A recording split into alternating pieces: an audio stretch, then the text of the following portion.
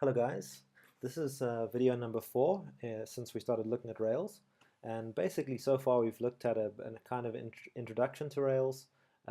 We've looked at how domain-driven design is where you start when you're thinking about creating an application with Rails. You start thinking about what is the data that my application is going to store, and then we had a look at the code generating tools that come with Rails called scaffolding, and how you can use those just to kind of get you started, to give you a hand getting started quickly.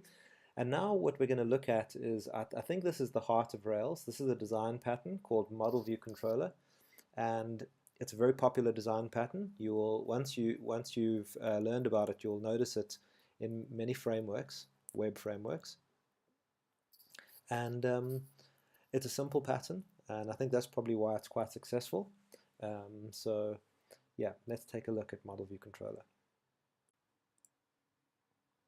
When I started out as a software developer, one of the questions I had was, how do I structure my source code? How do I separate my code out into files and folders so that it remains simple and easy to maintain? Patterns like Model View Controller answer that question for us. Model View Controller separates our code into 3 layers. These 3 layers end up being 3 folders in our application source code. Let's take a closer look at the view layer. This folder contains our user interface. In other words, this is where we put our HTML and CSS files. This layer is responsible for presenting an attractive and user-friendly interface to the users of our websites. This is a very challenging task, and we're going to have a lot of work to do in this layer. That is why we separate it out, so that we can keep it as focused and as simple as possible. Next, let's take a look at the model layer, also known as the domain layer. This folder of our application contains our data model. Because our data is almost always stored in a database, you can also think of this layer as the database. In this folder, we create files that define what data entities we're going to store. For example, in the case of an online shop, we would have customers, products, orders, etc. Using database language, we could say this layer defines what tables we're going to have in our database and what columns each table will have. This layer also defines the relationships between our data entities. For example, a customer places an order, and an order consists of products. Now let's take a closer look at the controller layer. The controller layer is where you put your source code.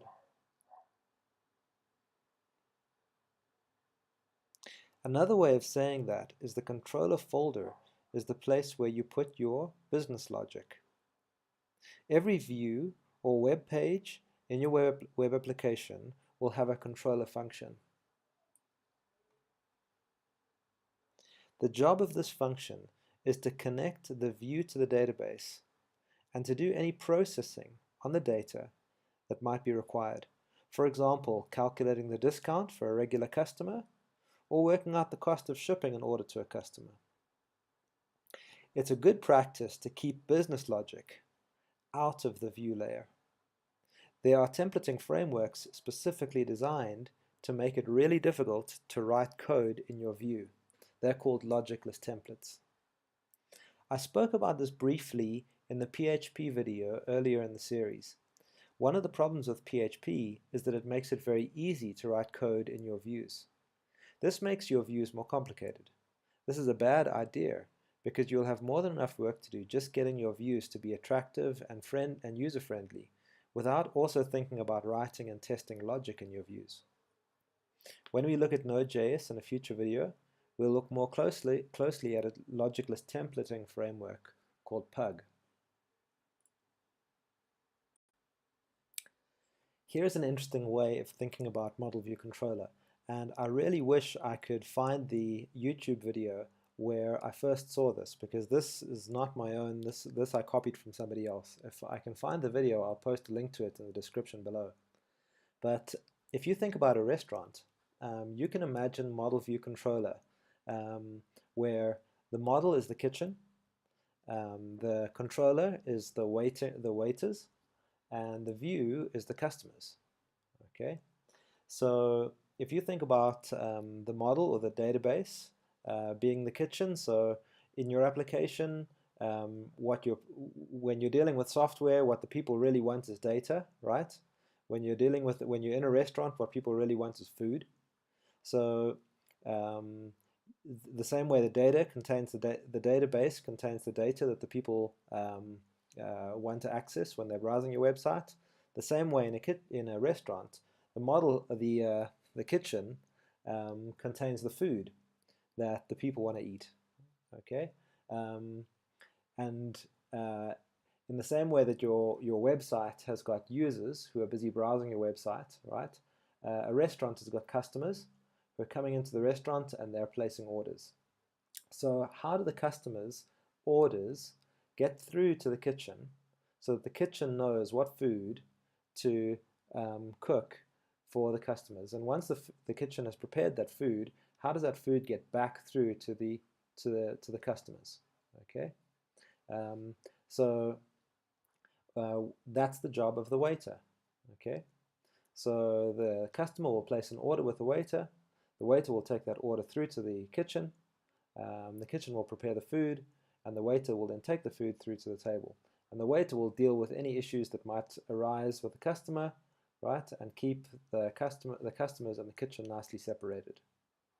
And that's basically the same as what's happening with Model View Controller. Your data contains the database. The view is what's interacting with the customers, so that's basically where your customers are in the view. And the controller is the code that is basically being the go-between between the database that's got the data people want and the views, which is where the people are wanting to view the data. So that's might make it a little bit easier to understand Model View Controller. Right, so let's go ahead and write some code. I'm going to be using Grails, which is Rails using the Groovy language, and the Groovy language is basically a kind of like almost like a version of Java, what's running on the Java virtual machine. So behind the scenes, it's actually Java, even though it doesn't look like Java. So I'm going to be using Grails, and you can go onto the Grails website and you can find lots of resources on Grails on the internet, lots of videos and stuff on Grails. I'm not going to go into detail on the actual Grails framework. I'm just using it to illustrate this concept. So what I'm going to do is I'm going to be creating two views, okay? The create product view, so that we can actually create a product for our online shop. Okay, so this is where the shopkeeper would come along, and when they've got added a new product to their stock, they'd come through and they'd create a product using this form. Okay, that create product view, that create product HTML form is going to have a create product function, controller function, which will connect it to the database. We're going to have a create product. We're going to have a product class, okay, which is where we define what our data looks like, what the product entity looks like, what fields it has. And then we're going to have a display product page. And this, you can imagine, we're going to just keep it really simple, so you're going to have to use your imagination. But this is going to be, you can imagine on an online shop, this is where you'd come through and you'd see the details of the product that you're thinking of buying. So you'd see the product, the name and description and price, and if there's any stock available. And we're going to have a display product controller function, which is going to connect this view to the database. So these are the files that I get when I've created a new Grails application. So I haven't changed anything yet. I've just used the Grails create app command to create this application. And inside Grails app, that's where all of the important files stay. And the important files within Grails app are views, controllers, and domain. So domain is another name for model. Okay, so you can think of this as model, view, controller. And like I said, model view controller is the kind of central pattern in a Rails application. So really, all of the action happens in these three folders: controllers, domain, and views. The other folders contain configuration and static files like images and stuff, but the 90% of your time you will spend in these three folders: views, controllers, and domain or model. Right, so let's go ahead and let's create our create product view.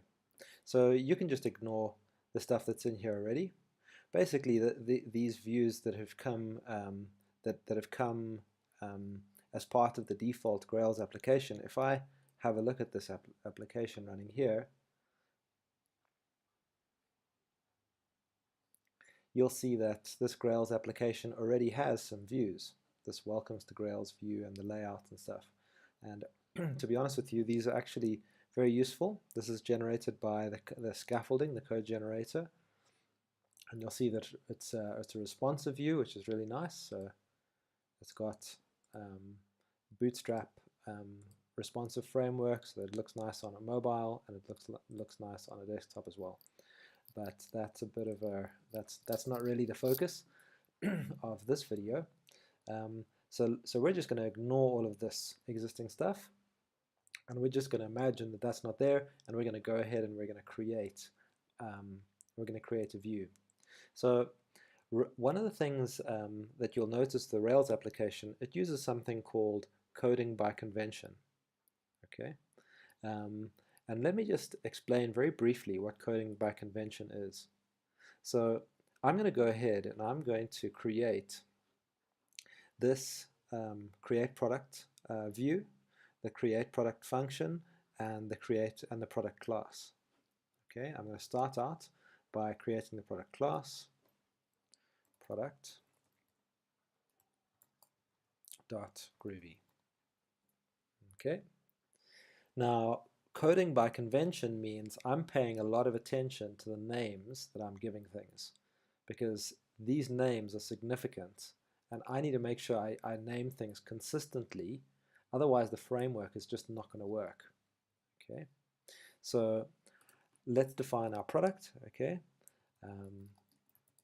what does a product have? Well, a product has a name, a product has a description, a product probably has an image, a product will have a price, and a product will have a stock level. How many of these things do we have in stock? Okay, right, so there's a very simple product. Okay, now I'm going to create the form, the view, where my shopkeeper can come along, and my shopkeeper can create a new product. Okay, so I'm going to create a user interface for that to create a product. And coding by convention says I need to create a folder inside my views with the exact same name as the domain class, except with a small p, without a capital P. Okay. So that's the convention with Grails. And then I need to create my view inside there, and it's going to be create, because that's what I'm doing, .gsp. So GSP files are basically just HTML files, and in there you can embed Groovy scripts. So I'm going to go ahead and I'm going to create my form. I'm actually going to paste it. I've got it prepared so that I don't waste too much time. It's just going to be a really simple HTML form. We're going to come back in a moment and I'll explain some of the bits and pieces in here. But you can see this is plain old HTML, right, with Groovy scripts embedded in it. And you can see I've put no logic in here. Okay, so there's nothing like calculating, doing some if statements or any complicated stuff like that. You can include basic logic in here, but it should be only logic that that really has a belongs in here. In other words, logic to control your views. It shouldn't be any logic like calculating shipping prices or calculating discounts or anything like that. That doesn't belong in here. The only logic that belongs in here is things like if a person has completed a particular input field, then show the submit button, or otherwise hide the submit button or gray it out or something like that. Okay, so we've created our view, and that's plain old HTML with some groovy scripts inside, and we've defined our model. Okay, and this again doesn't have any logic in it. It just contains this is just defining the data. Right, and the next thing that we need to do is we need to create the controller function.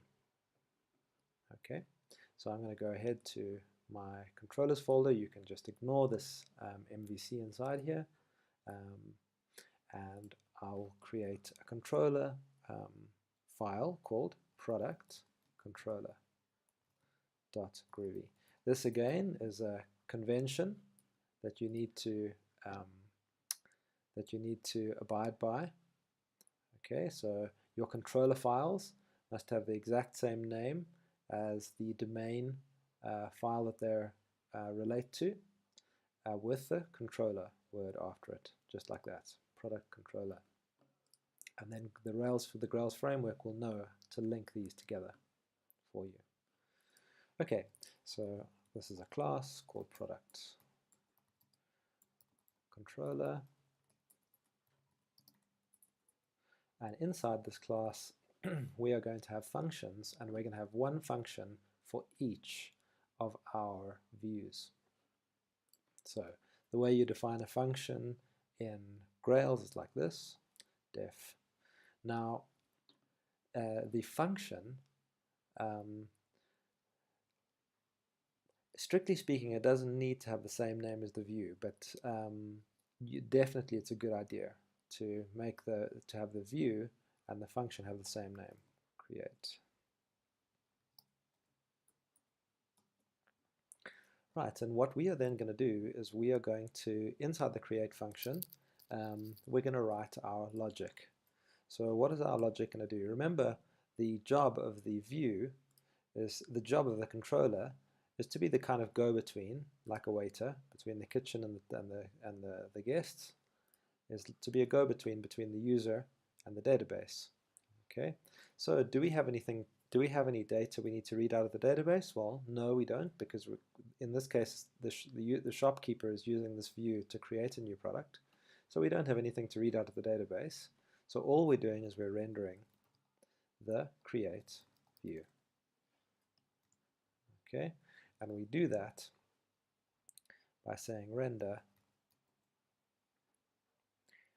view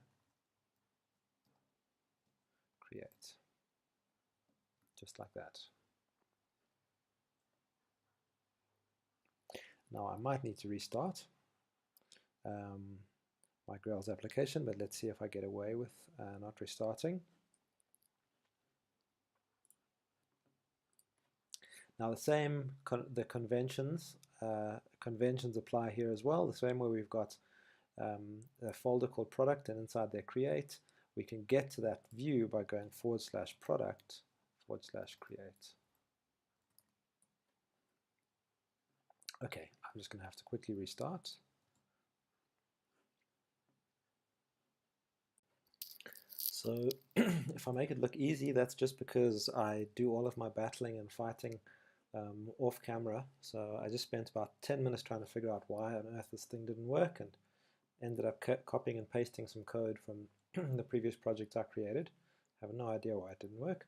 But anyway, so we have created our view, we've defined our model of our product entity, and we've got our controller. Okay, and all that is happening in this case is we're just rendering this form. Okay, and if I hit refresh, this is what we get. Okay, so a plain old HTML form. Obviously you would style it and make it look all nice, but this is going to allow us to allow our shopkeeper to enter in the data. Okay, So the product name can be air rifle, and you can say antique air rifle, very good condition. Okay, price maybe 100 Rand. Stock level, let's say we've got 2. Okay, and then what the shopkeeper would then do is he'd hit the submit button. Okay, and he's going to be doing an HTTP post, and that HTTP post is going to be going to a URL on our application. All right, so you can see what I've done here is the the form action. This is the URL that it's going to be posting the form data to. So we are going to need a controller function to handle this URL, and the controller function is going to have the name save. Okay, so let's create a save function. So this is this save function doesn't actually have a view, because all it's doing is it's getting data in from this form and saving it in the database. So we want to get the data from the user, the HTTP post data, and then we want to save the data in the database.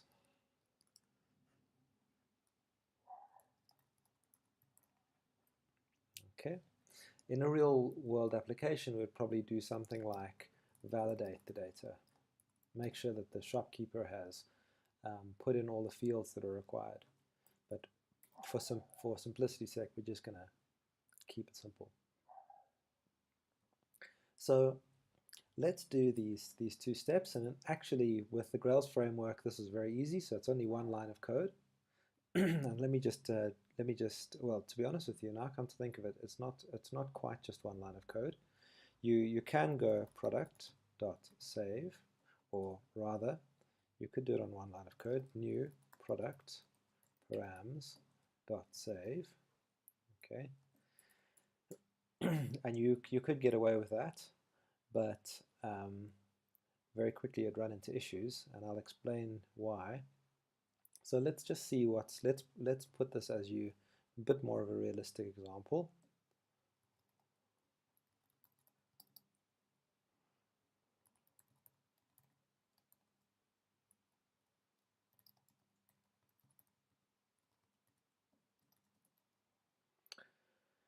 If the product has errors, okay, so if the product failed to save to the database, and you remember that the database itself has got, you can put validation rules in the database. For example, you can say that certain columns in the database are required, and you can put other validation rules in a SQL database. So these are the things that might cause your save to fail. Okay, so if your product save to the database fails, what you would do is you would display the errors to the user. And in this case, all I'm going to do is I'm going to print ln the product.errors to the console. They would appear down here. That's just to keep things simple. But normally what you'd do is you would render a error page. Okay.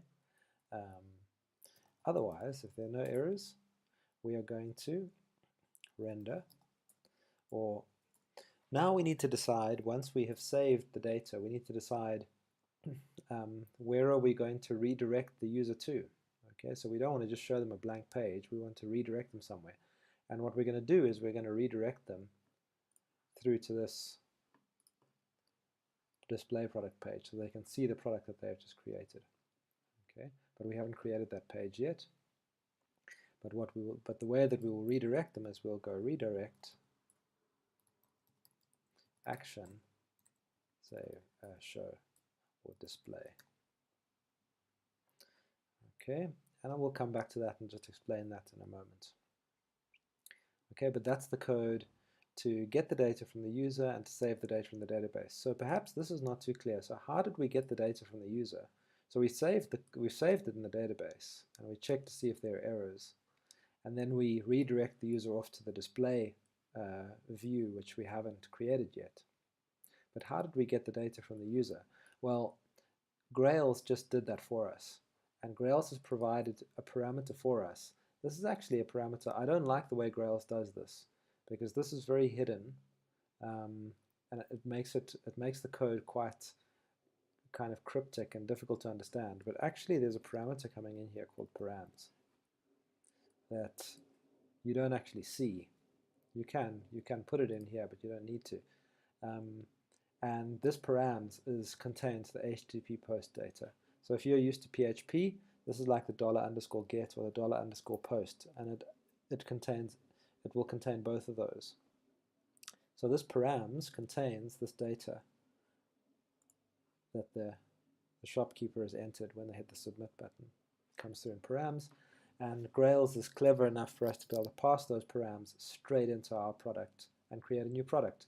And how does it done that? It's done that through coding by convention. So you can see we've got the field names here. Those field names become the column names in our database, or the column titles in our database table. And they also, when I created the view, I made sure that I used the exact same names here. And that means, well, not the submit, but these guys. And that means I can just pass the params straight in here and just go product.save, and it will save them. I am actually missing one of the values: name, description, image path, price, stock level, name, description, image path.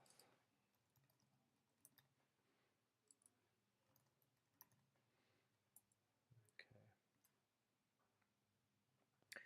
All right, so let's see. We can't test this yet because it's going to fail on this redirect. So let's just code our display page. Okay, so I'm going to create a new view to display our product. Okay, display.gsp, and I'm going to copy in the HTML that I've created already. Okay, so it's not very exciting, but it basically does the job.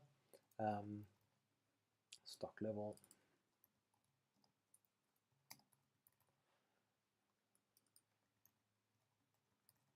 And also what we'll do is we'll put in the image.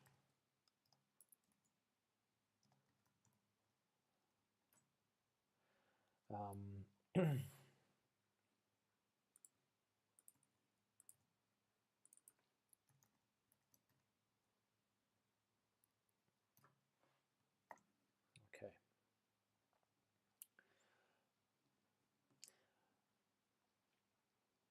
All right, so we're ready to go ahead and test this. So when we submit this, it's going to come through here because the action of this form is sending us to product save action. So it's going to come through. It's going to execute this function, this controller function for the save action. It's going to create a new product, save it to the database, and if there are no errors, it will redirect to the display page. And the display page now needs a controller function.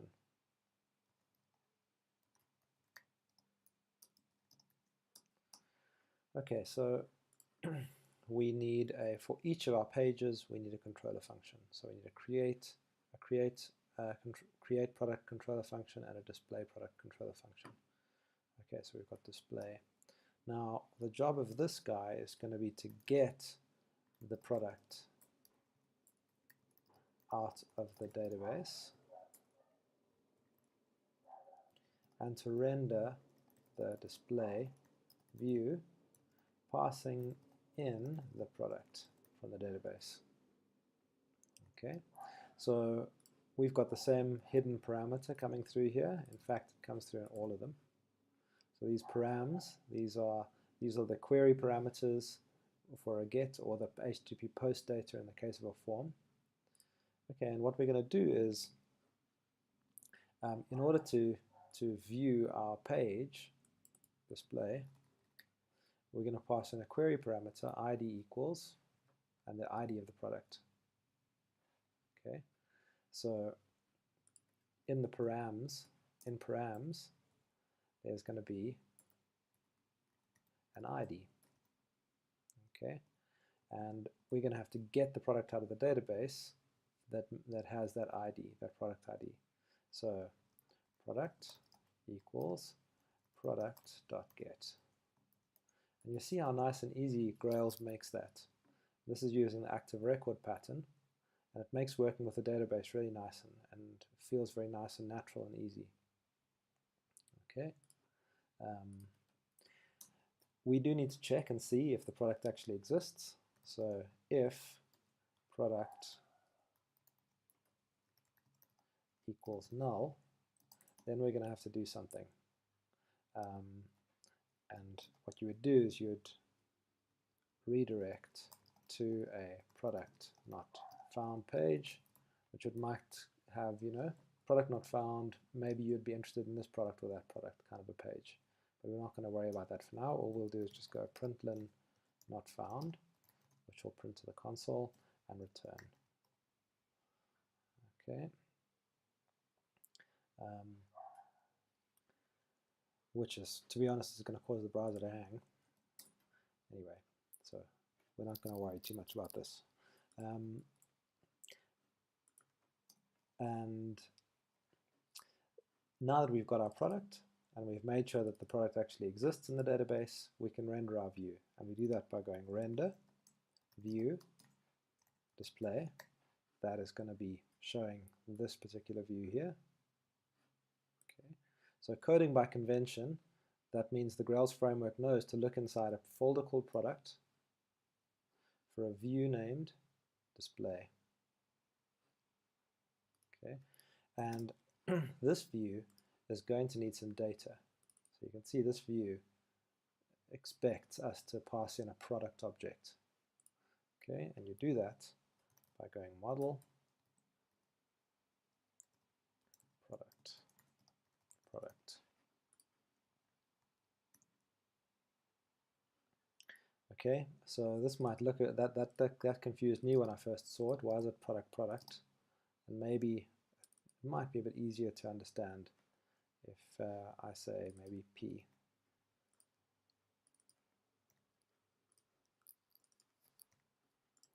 All right, product. So product is the name that the views are going to be using for this.